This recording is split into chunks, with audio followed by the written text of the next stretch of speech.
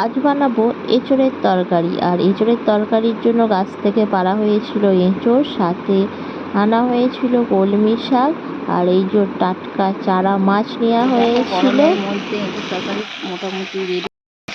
ভালোই ভাজা দিতে রেখে দিচ্ছি।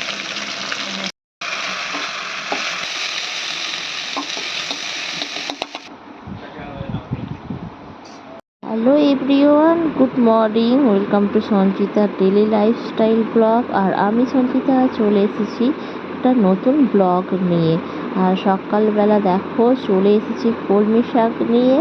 আর যেহেতু গরম পড়েছে আর এই সময় মাঠে তো কলমি শাক প্রচুর পরিমাণে হয়, আর এই কলমি শাকগুলো আমাদের এখানে বিক্রি করতে আসে। তো কলমি শাকগুলো আজকে ভাজা হবে, সাথে কুমড়ো ফুল নেওয়া হয়েছিল। আর এদিকে দেখো সকাল সকাল মা বসিয়ে দিয়েছে ডাল, হবে আম দিয়ে টকের ডাল। আর এদিকে যেহেতু এঁচোড়টা কাটা হয়েছিল গাছ থেকে, তো আমি এঁচোড়টা কাটতে বসে পড়লাম। আর দেখো এঁচোড়টার মধ্যে কত আঠা, যেহেতু টাটকা গাছের এঁচোড়, তো এঁচোড়টা ভালোভাবে কেটে নেব ছোট ছোট করে, কারণ এঁচোড়টা খুব বড় বড় করে কাটলে সিদ্ধ করতে একটু অসুবিধাই হয়। আর এদিকে দেখো এঁচোড়টা আমি কেটে নিচ্ছি খুব ভালো করে পরিষ্কার করে, আর সাথে আলুও দিয়ে দেবো। এঁচোড় দিয়ে আলু দিয়ে আজকে একটু তরকারি বানাবো। আর এই গরমের মধ্যে একটু এঁচোড় খেতে বেশ ভালোই লাগে, কারণ এই সময় এঁচোড় পাওয়া যায়। সারা বছর যেহেতু খুব একটা ভালো এঁচোড় পাওয়া যায় না, কারণ বাকি যেগুলো পাওয়া যায় সেগুলো অতটা ফ্রেশ হয় না।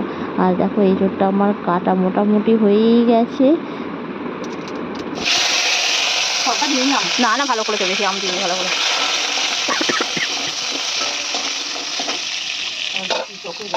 খাবি না।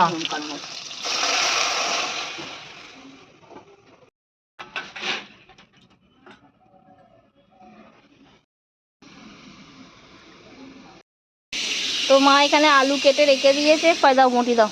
ওদিকে এঁচোড়টা কাটা হয়েই গিয়েছিল, তো এঁচোড়টা মাখিয়ে দিয়ে দিলাম। মা ওখানে রান্না বসিয়ে দিয়েছে, আর আমি এখানে কলমি শাকটা বেছে কেটে কুটে দিচ্ছি, কারণ কলমি শাকটা হবে ভাজা। কলমি শাকটা কাটাও হয়ে গেছে। আর এদিকে দেখো বাটা মাছ আনা হয়েছিল, তো বাটা মাছগুলো বাছতে হবে।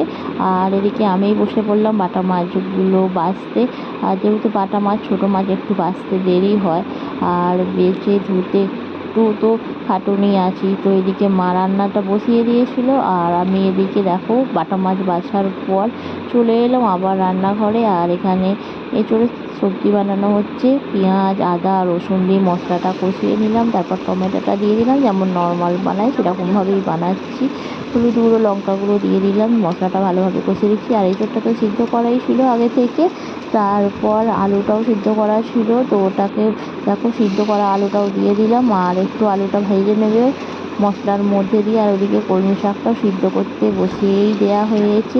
তো আলুটা দেখো মশলার মধ্যে ভেজে নিয়েছি। আর এঁচোড়টা সিদ্ধ করা হয়েছিল, মা সিদ্ধ করেছিল, তো এই সিদ্ধ করার সময় মা এঁচোড়টাতে হলুদ দেয়নি, যার জন্য কালারটা একটু অন্যরকম হয়েছে। আর দেখো আমিও চলে এসেছি গরমের মধ্যে রান্না করতে। তো এঁচোড়ের তরকারি মোটামুটি আমার রেডি হয়েই গেছে। আর ওদিকে কলমি শাকটা সিদ্ধও হয়ে গেছে, তো ওটা বন্ধ করে দিলাম। আর দেখো কালারটা বেশ দারুণ এসেছে। আর এদিকে এবার এঁচোড়ের তরকারিটা নামিয়ে নেব। তো এই যে হয়ে গেছে আমার এঁচোড় তরকারি। তো এখানে রয়েছে বাটা মাছ, তো আজকে বাটা মাছের ঝাল বানানো হবে। আর বাটা মাছটা ভালোভাবে ধুয়ে নুন আর হলুদ মাখিয়ে নিয়েছি। আর এই যে কড়ার মধ্যে দিয়ে দিয়েছি তেল।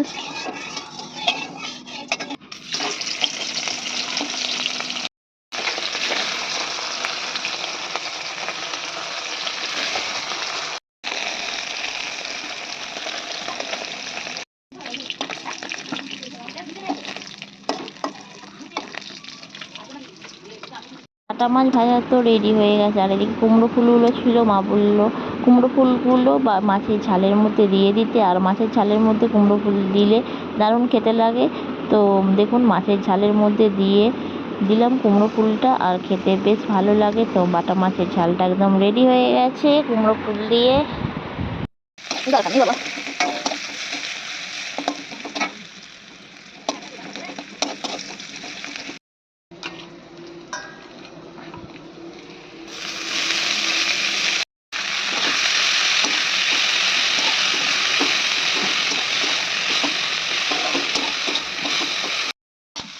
তো এই যে আমাদের হয়ে গেছে পেঁয়াজ দিয়ে পোস্ত দিয়ে কলমি শাক ভাজা, অল্পই ভালো আমাদের।